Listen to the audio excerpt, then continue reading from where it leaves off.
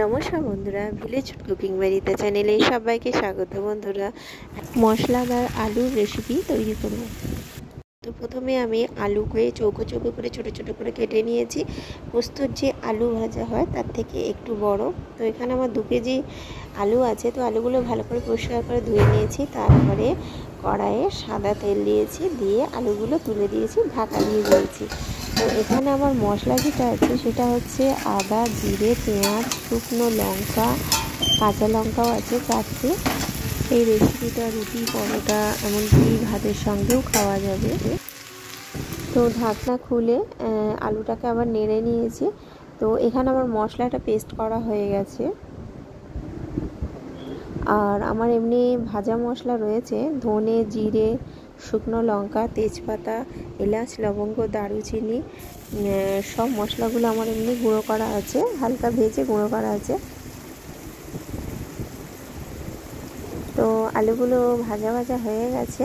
তো এরপরে আমি আবার কড়াইয়ে সাদা তেল দিয়েছি, মিক্সিতে পেস্ট করা মশলাটা দিয়েছি, হলুদ গুঁড়ো দিয়েছি, লঙ্কা গুঁড়ো দিয়েছি, সামান্য পরিমাণে লঙ্কা গুঁড়ো দিয়েছি যেহেতু আমার শুকনো লঙ্কা পেস্ট করা রয়েছে।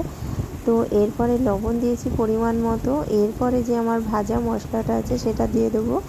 ধনে, জিরে, শুকনো লঙ্কা, তেজপাতা, এলাচ, লবঙ্গ, দারুচিনি, সব মশলাকে, মরিচ, সব মশলাকে আমার হালকা ভেজে গুঁড়ো করা রয়েছে। তো সেই মশলাটা আমি 2 চামচের মতো দেবো।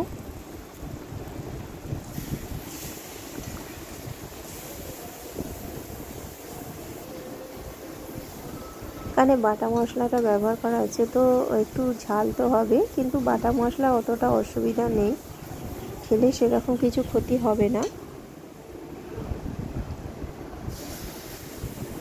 এরপর মশলা ধোয়া জলটা সামান্য দিয়ে মশলাটাকে আমি কষিয়ে নেব। ভালো করে মশলাটা কষাতে হবে।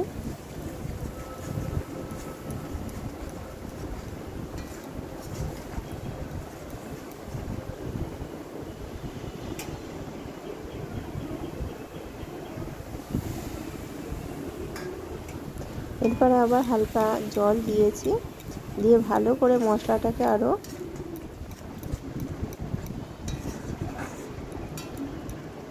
ভেজে নিচ্ছি যতক্ষণ পর্যন্ত মশলাটা তেল না ছাড়ছে।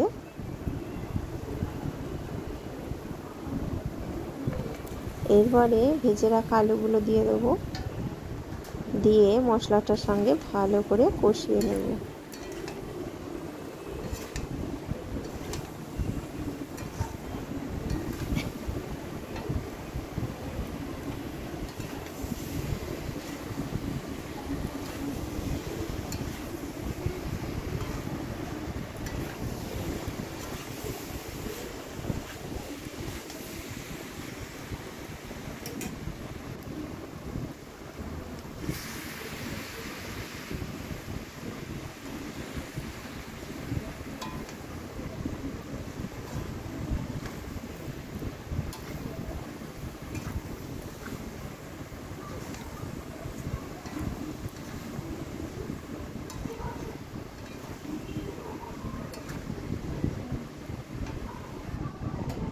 তো এরপরে আমি পরিমাণ মতো জল দেবো, বেশ খানিকটাই জল দেবো।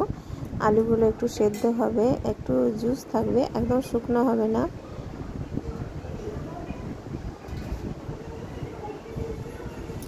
এরপর আমি ঢাকা দিয়ে দেব।